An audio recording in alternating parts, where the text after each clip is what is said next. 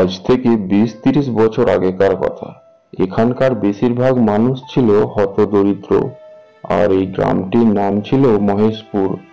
আর এই গ্রামে বাস করত এক গরিব বুড়ি।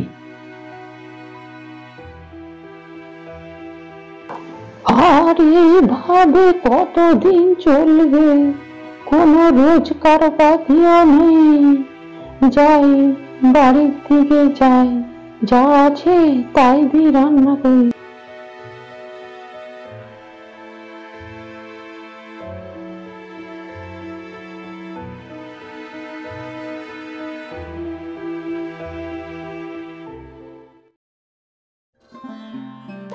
ও মা, চালো তো সে, যা শাক পাতা আছে এই রান্না করি। ঠাকুমা, ও ঠাকুমা, কিছু খেতে দাও, খিদা পেয়েছে। ওরে হতভাগা, তুই এসে গেছিস, ঠিক আছে স্নান করে আয়। আচ্ছা ঠাকুমা, আমি স্নান করতে গেলাম। আচ্ছা বাবা, স্নান করে তাড়াতাড়ি আসিস কিন্তু।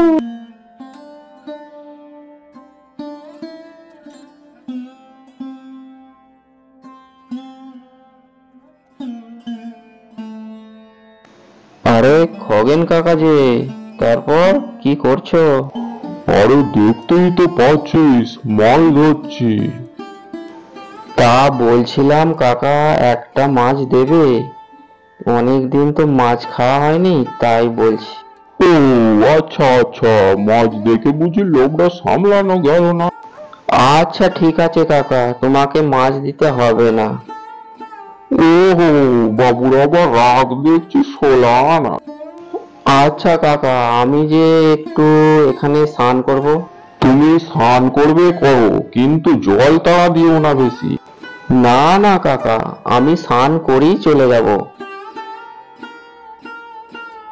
কি হলো কাকা, মাছ ফাছ খেয়েছে নাকি বড় ধরনের? মনে হচ্ছে তো বড় ধরনের কিছু একটা হয়েছে। ও মা, এ আবার কি বললো? এ তো জুতো উঠেছে দেখছি। হায় হায় হায় হায়। আরে কাকা, এ তো ছেঁড়া জুতো উঠেছে দেখছি। তুই আর বকিস না, মেলায় বাড়ি যা। ঠিক আছে, বাড়ি যাচ্ছি এখন। আরে পায়ে কিছু একটা ঠেকলো, মনে হলো না, দেখি। আরে এ তো সোনার কলসি দেখছি। কাকা, তোমার পুকুরে সোনার কলসি পেলাম। আরে এ তো সোনার কলসি দেখছি, ঠাকুমা চুরি হওয়া সেই কলসি। তা তোমার যখন, তুমি নিয়ে নাও। সত্যি? তোর মতো ছেলে হয় না রে নরেন। তা তোমার জিনিস তুমি নিয়েছো, আমার তাতে কি হলো? অন্য কেউ হলে নিয়ে চলেই যেত, তুই তা ফেরত দিলি। আচ্ছা কাকা, আমি গেলাম, অনেক দেরি হয়ে গেল, ঠাকুমা আবার চিন্তা করবেন। তুই আমার অনেক উপকার করেছিস, এই বড় মাছটা নিয়ে। না না না না, পরে নিয়ে যাব, এখন আমি আসি। এই বলে নরেন বাড়ির দিকে চলে যায়।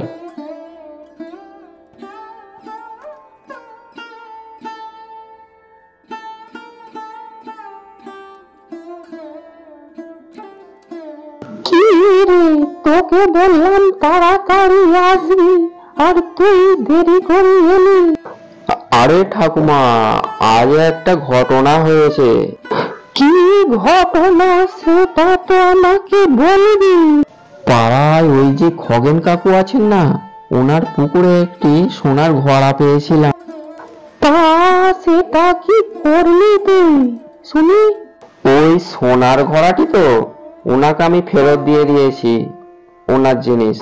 তা বেশ করেছিস, পরের জিনিস তা দিয়ে দেওয়াই ভালো, নেওয়া ঠিক না। ঠিক আছে ঠাকুমা, আমার মনে থাকবে এখন। আর নরেন, ওই ঘরে শাক সিদ্ধ করে রেখেছি, খেয়ে নি। আমি একটু বাগানের দিকে যাচ্ছি, দেখি রান্নার কিছু পাই কিনা। আচ্ছা, তাড়াতাড়ি ফিরে এসো।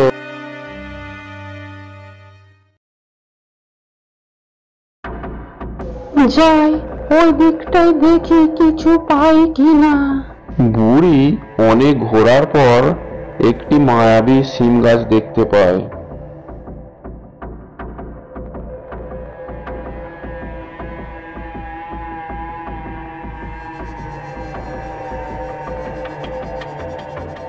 আরে ওটা একটা সিম গাছ দেখছি না?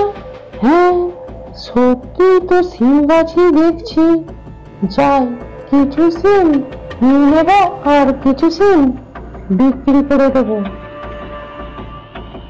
আরে কে রে আমার গাছ থেকে সিম তুলিস? আমি একজন অভাগিনী, ওই গ্রামেই থাকি। তা আমার গাছ থেকে সিম তুলছিলিস কেন? দুদিন কিছু খাইনি তো, তাই সিম দেখলাম তাই তুলছি। কিন্তু আমার একটা শর্ত আছে, যদি তুই শুনিস তবে সিম তুলবি। তা কি শর্ত?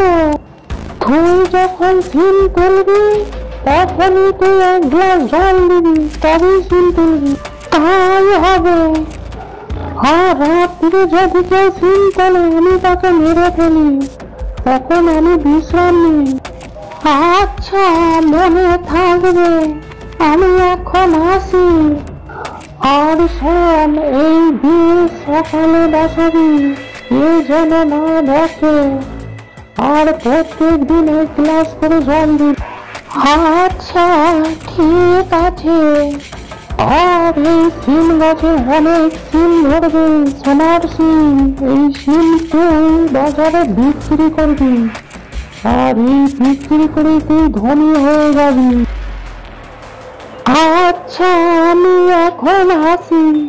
এই বলে সে সোনার বীজ একটা তুলে নিয়ে যায়। ঠিক আছে, এখন তুই আয়।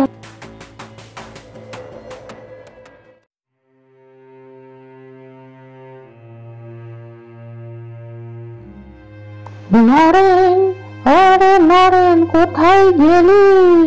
এই তো, তা এত দেরি হলো যে? তা সেই এক ঘটনা ঘটেছে। এবার বুড়ি সেই ঘটনা বলতে থাকে। হ্যাঁ, বলো কি? আমার তো এখনই ভয় লাগছে। যাই, সকালে গাছের চারাটা বসিয়ে দিই। তারপর বুড়ি ওই গাছের দানাটিকে বসিয়ে দেয় যত্ন সহকারে, আর জল দিতে থাকে। প্রত্যেক দিন সে 1 গ্লাস করে জল দিতে থাকে।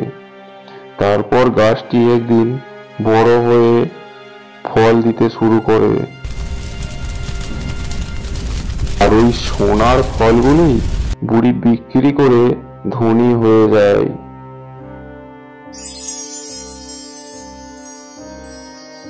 বুড়ি রাতারাতি বড়লোক হয়ে যায়। পাড়ার লোক সেটি সহ্য করতে পারে না, তার উপর হিংসা করতে থাকে। তারপর হলো যা ঘটনা।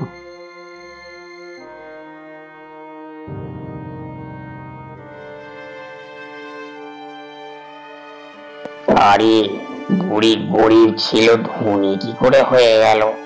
মনে হয় সিম বিক্রি করে ধনী হয়েছে। তাই রাত্রে একে সাবার করতে হবে।